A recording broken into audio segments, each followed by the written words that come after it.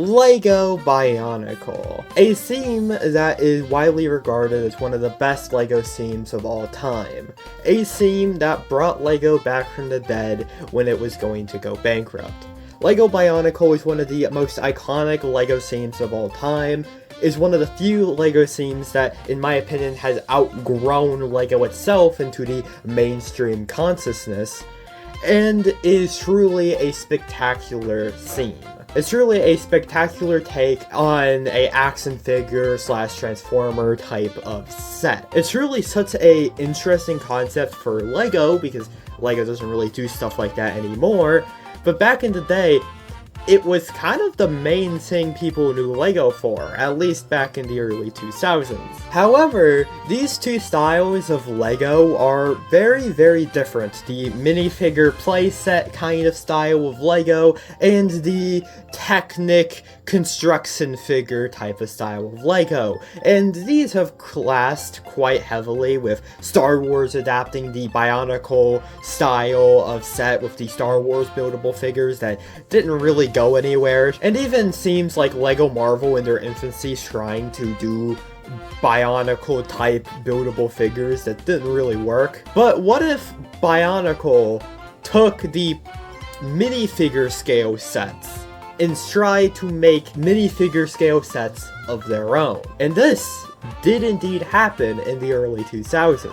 From 2005 to 2006, Lego Bionicle made playsets, minifigure scale sets with minifigure scale builds that used actual bricks, along with the standard Lego Bionicle Technic pieces that we all know and love, including Bionicle minifigures. Yeah, no, that's very interesting, I guess. I never thought I'd say that. Now, there's really two sides to this. As a big Bionicle purist from 2001 to 2008 type sets, as someone who thinks those are the best Bionicle sets ever made, I think that it is kind of weird to make these sets because they don't really fit in with any of the other Bionicle sets that we know and love, and really do feel out of place in a display. Like, why would you, like, they don't really hit the same as the actual Bionicle sets. And if you were going to buy a Bionicle, why wouldn't you buy, like, a Toa or something? Like, it seems weird. But on the other hand, Bionicle is so lore heavy and so rich with story, and even though that can be told through these construction figure type sets, you can't really get any great location-based things with Bionicle. You just kind of have to use your imagination.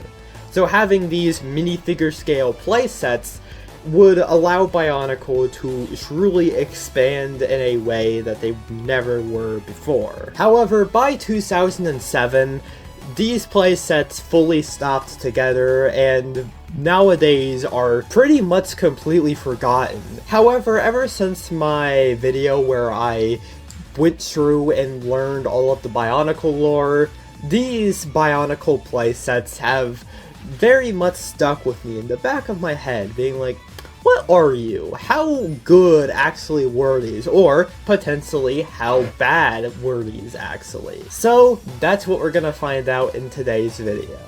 I'm going to be purchasing one of these older Bionicle playsets to figure out, are they actually good? Are they actually a hidden gem of Lego that is forgotten and lost to time? Or do they deserve to be buried in the depths as another Lego failure? So actually going about trying to buy one of these Bionicle playsets is very difficult.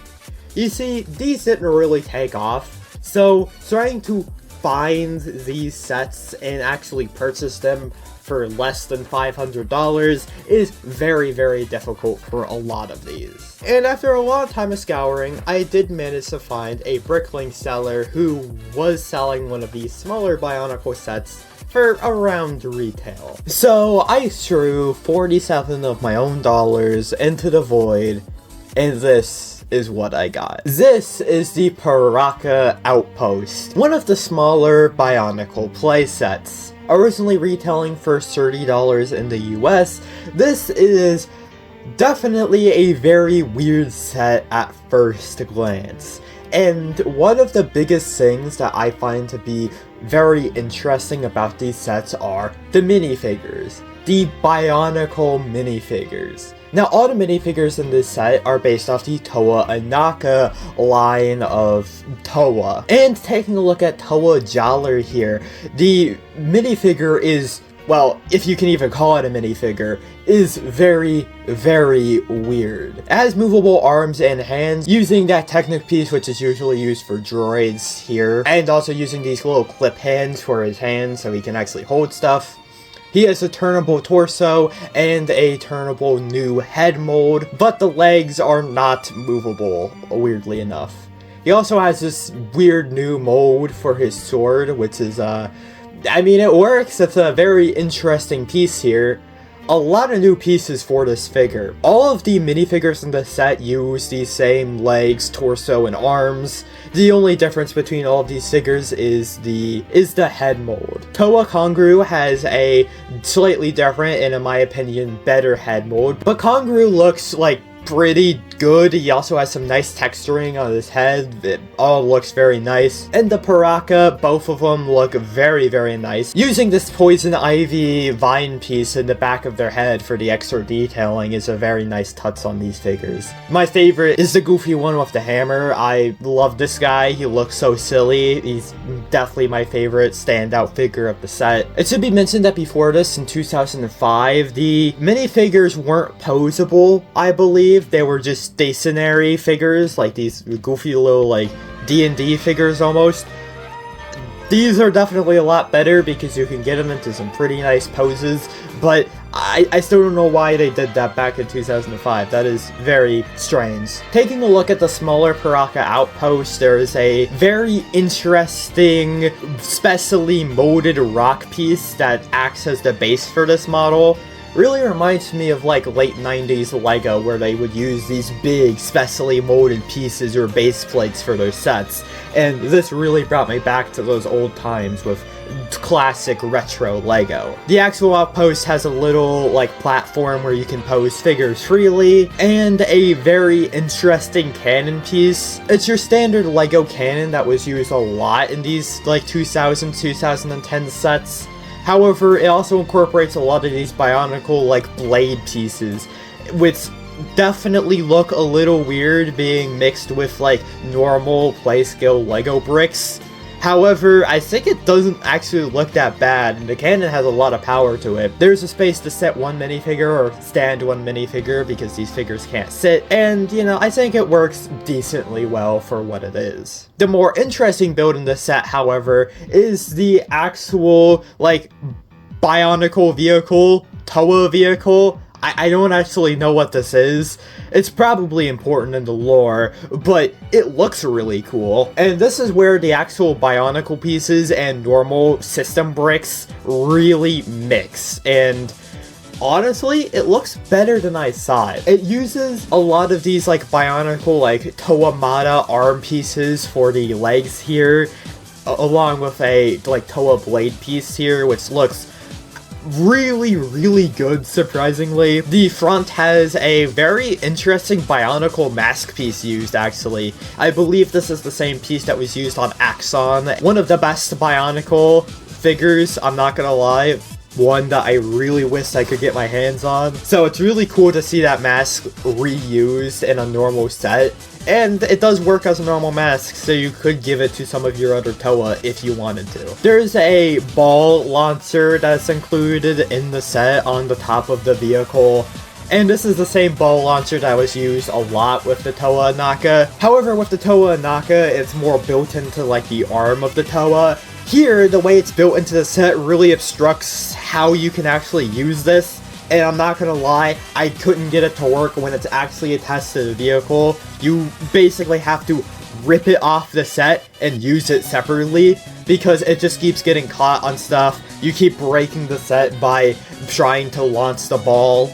It's not a really great play feature, I'm gonna be honest. The entire top section of this build can be lifted up. It's just controlled by one of these Toa Nuva leg pieces here, and it works decently well. The top deck has a place where you can fit a minifigure sideways. Sadly, they can't stand straight because of their really wide stance, but you can fit a minifigure up here, I guess. And the set as a whole, for $30, is actually pretty good value. I mean, both of these builds are pretty sizable, and the minifigures do have a lot of new pieces that are very, very unique. However, these are very situational little sets here, and I don't know how great they look on display.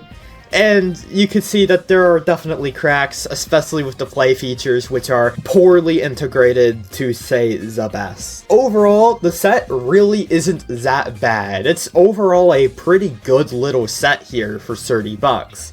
But I can kinda see why these didn't take off. They are good, but I don't know how well they would appeal to Bionicle fans or to normal LEGO fans, because Bionicle fans would probably prefer to just buy a Toa, which these came out at the same time as the Toa Naka, the Paraka, even Good Guy. So there was a lot more options available than this. So I think because of that, and because of the hyper-specialized pieces that probably turned off like casual LEGO fans who were fans of like the system bricks, I can really see why these did not take off in a big way. It makes sense. Thank you all so much for watching this video. Let me take you to the outro. Oh my goodness, I'm back. I'm making videos again. Oh wow. Yeah, so if you're new here, I have taken a lot of break off YouTube. I haven't been around. I've been gone. Vanished. I did make that little video on Ninjago monstrosity a while back, and it's already been too long since that video, but we're back. We're making full-length videos again, thank God. I should be uploading a lot more. I have another video coming out next week. Should have another video after that later this month. Got a bunch of cool stuff planned for the month, so I am very excited to keep doing stuff like that.